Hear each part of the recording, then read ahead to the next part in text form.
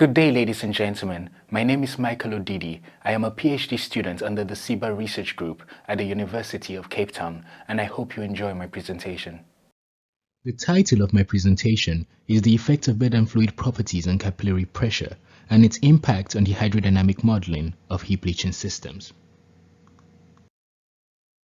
Heap leaching begins with your run-of-mine ore, which is then crushed, agglomerated, and stacked in order to form a heap.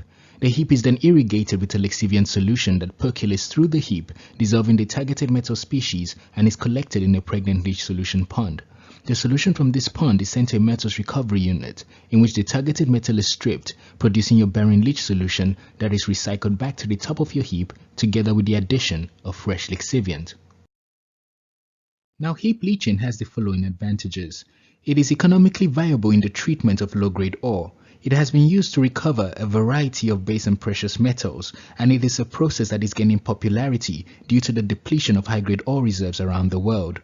The disadvantages of this process, though, is long extraction times, lower than expected recoveries, and in certain cases, high operational costs. One of the major problems that have been identified is preferential flow.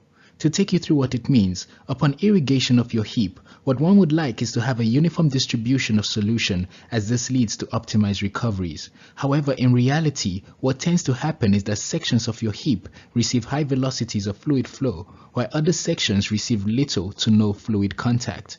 One of the factors linked to this is capillary pressure, which is a suctioning pressure that is dependent on the size of the pore network present within your heap or bed, and is therefore related to bed properties such as particle size distribution, particle shape, and liquid properties such as composition and temperature. In my work, it is important that I'm able to accurately simulate what goes on in a heap in the laboratory, and I will do this by making use of representative volume elements. What I mean is, I could take a cylindrical cross-section of my heap and represent it as a cylindrical column in my laboratory. Upon irrigation of my column, I would expect to get the same flow patterns as I would if my heap was irrigated under a single drip emitter point source. It is also possible to take a larger volume element such as a rectangular column, and irrigation of this column would then produce more complex flow patterns as you would get if your heap was irrigated under multiple drip irrigation point sources. To take you through my column test, I will begin by first characterizing my irrigation fluid in terms of viscosity and density. I will then be using 4 different packing materials that vary in terms of particle shape and particle size distribution, as I understand that this has an effect on the capillary suction that is present within my bed. I will then quantify this effect by conducting tracer tests using potassium chloride to generate residence time distribution curves, and these curves would then be modeled in order to obtain different hydrodynamic parameters. My current modeling approach is to make use of monoporosity, dual porosity, as well as triporosity models, with the complexity increasing as you move from left to right. For instance, your monoporosity models assume that you have a singular flow volume and that as your fluid elements flow, they undergo dispersion or mixing.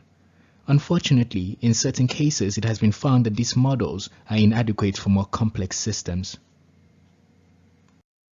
Following on from that, the dual porosity models were created, which divide your volume into 2 distinct regions, your dynamic and your stagnant.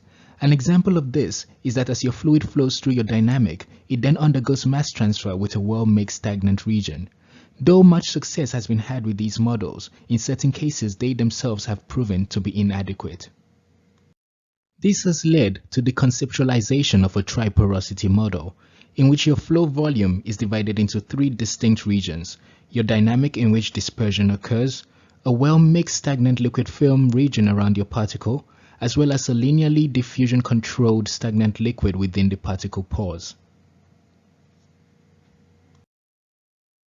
With the models in place, it is important to know that this study will make use of 4 different packing materials and 5 fluid viscosities, as well as test 8 hydrodynamic models under identical conditions, including the conceptual triporosity model.